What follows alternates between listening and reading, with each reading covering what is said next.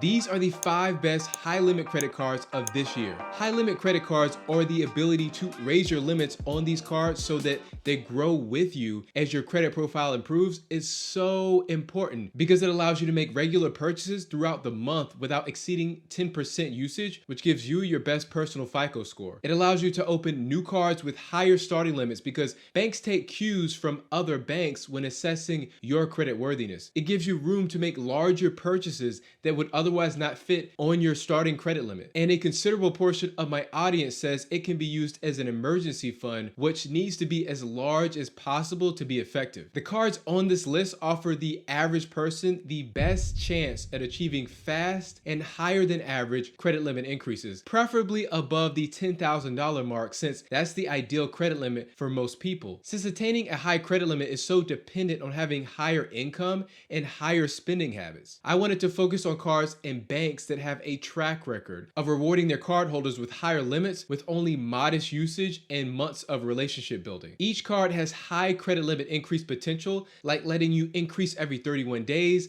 letting you increase your limit by $8,000 increments, and even letting you 3x your current credit limit. And later I'll tell you a method that you can use to get fully approved for a credit card without triggering a credit score damaging hard credit pull. First, you know I had to start with the Discover It card. To get approved, all you need is a FICO 8 Equifax score within the low to mid 600s. Discover even has a secure version of the It card that still earns rewards. If you don't know, secure just means that you, the cardholder, self-insures the card by depositing a few $100s, which becomes your starting credit limit. Doing this allows Discover to place all the risk on you in case you don't pay the bill. The great thing is you still get to earn rewards and build credit, and you have a nice pathway to upgrade to a standard unsecured version of the It card that we all know and love after 6 months of good performance. The standard It card has a starting limit of $500, and for most people, the maximum limit will be in the $25,000 to $30,000 range. To achieve those high limits, Discover is looking to see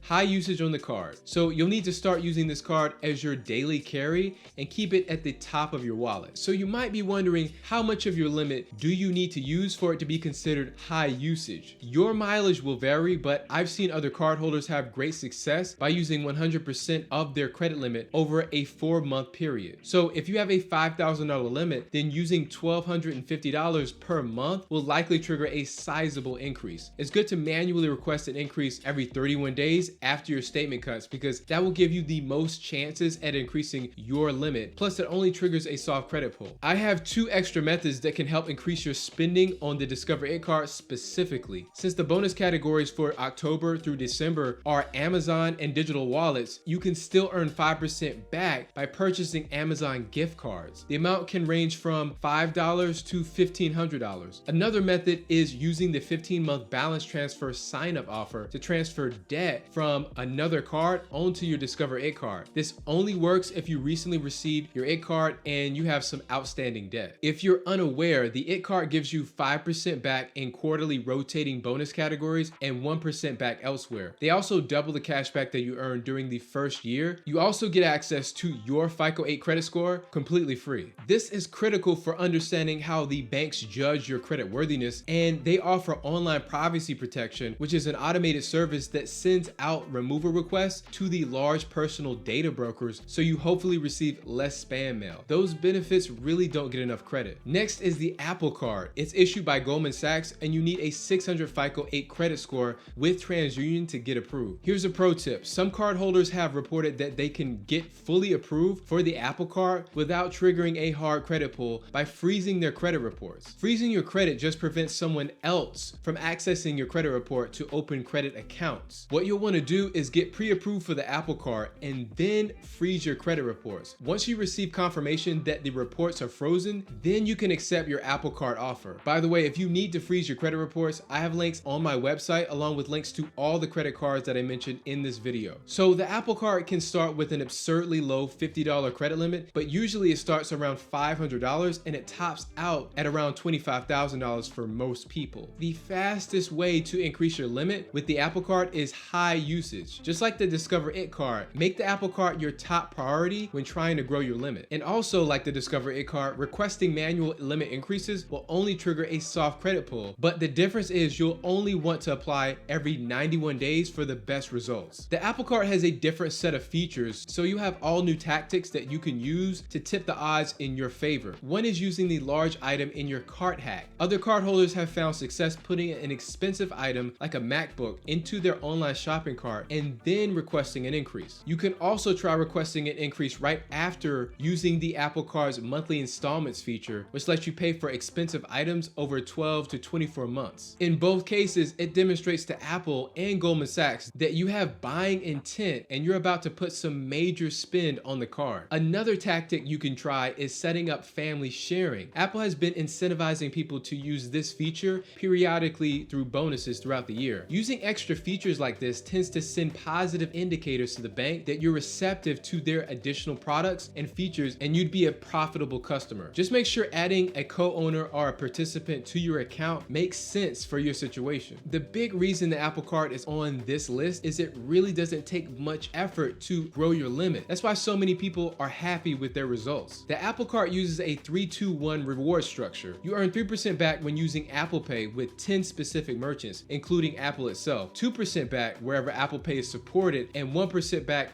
everywhere else. For most people, this can easily be a flat 2% card. A real standout feature is you can see your starting credit limit the moment you get pre-approved. So you can make a well-informed decision about whether you want to go any further with the application. Next is the newly revamped Amex Blue Cash Everyday Card. To get approved, you'll need around a 700 FICO 8 score with Experian. The starting limit is around $500 and the max limit is about $25,000. It's possible to achieve higher limits, but that will most likely require you to submit tax forms or give Amex access to your bank account, and maybe you don't want that. Amex keeps things simple. To increase your limit, you'll need to wait about 95 days and 3 statements to cut, and you'll want to request a limit increase of 3 times your starting limit. We call that the 3x increase. So if you started with a $5,000 limit, you want to ask them for a $15,000 limit. Most other cards won't allow this large of a jump, and that's exactly why it made the list. Don't worry about getting denied because Amex will likely counteroffer with a credit limit that they're comfortable with giving you. It earns 3% back in gas, groceries, and online retail purchases, and 1% back everywhere else. Also, it's become a really good downgrade path from the Amex Blue Cash Preferred, which has a $95 annual fee for people that can't justify the yearly fee considering their low spending habits. These next 2 cards really get into some insane territory when it comes to how fast they will give you high credit limits. But if you're getting value so far, please hit the like button, and you can learn more about each card on this list by clicking the link in the description and clicking on cashback cards. So credit unions are really a cheat code for ascending to higher limits. The PenFed Credit Union Cash Rewards Card is the next on the list for good reason. Anyone can apply for it, and it's a Visa signature level card, so the minimum starting limit you'll ever receive is $5,000. You'll need a 700 FICO 8 score with Equifax to get approved. At the moment, the max limit is $25,000, but that limitation can fluctuate from year to year. It used to be much higher than that. The name of the game with PenFed is relationship building, meaning you'll want to create multiple touch points across all of their banking products so they feel like you're a loyal, trustworthy customer. To do this, you can try using their checking, savings accounts, setting up direct deposits, and personal lines of credit. You could start seeing credit limit increase offers hit your account as soon as 6 months. This is really the ideal way of increasing your credit limit with PenFed. Many cardholders have seen increases between $10,000 to even $20,000 in some cases. Truly amazing stuff. I mean, what more can you ask for? And those offers should appear on a quarterly basis within your account. If you choose the manual increase route, just know it will trigger a hard credit pull, and they may ask for proof of income before they grant the request. The Cash Rewards Card earns a flat 2% back across all purchases as long as you maintain a checking account with PenFed. Plus, it makes a very strong option for Costco purchases since they only take Visa cards over there. Next is America's favorite credit union, the House of High Limits, Navy Federal. Their flagship card really has no equal when it comes to credit limits. The catch is you'll need some form of connection to the military to join this credit union, and you'll need an excellent FICO score with Equifax and a year of good history with Navy Fed to get approved. Most cardholders start with one or more of their lower tier cards before even attempting to get this one. It's a Visa signature card as well, so the minimum starter limit will always be $5,000. The max limit is is hard to pin down. For a while, it was restricted to $30,000, but now that seems to be lifted, and I'm seeing limits between $40,000 to $80,000 in some cases. Just like PenFed, Navy Fed requires you to build a relationship with them to achieve these astronomical limits. That means using their checking account, direct depositing your paychecks, and using their pledge loan product. These all help increase your internal score, which helps you increase your limits. You'll want to wait 95 days and 3 billing statements to cut before submitting your first request, and you'll want to apply online or within the app so that you only trigger a soft credit pull. As for a $8,000 increase, that's the maximum increase at the moment. After the first increase, you'll have to wait 181 days and 6 statements to cut before you ask again. Something else to watch out for is the automatic limit increase. Auto limit increases are rare, but they can work against you reaching your credit limit goals because they may give you a much smaller limit increase than you could have received by manually requesting one, and it automatically resets the clock for your next increase, which means you'll be waiting for another 6 months. You should contact Navy Fed and ask them to disable auto limit increases for each card you have so you can prevent that from happening. With the flagship card, you earn 3x points on travel and 2x points everywhere else, and $100 statement credit for global entry or TSA PreCheck. It does come with a $49 annual fee though. These high growth credit cards are awesome, but if your FICO score still needs work, then you'll likely have trouble getting approved for them. Check out this video next to learn the top 3 ways to use your credit cards to raise your FICO score. Thank you for watching, and you have a good one.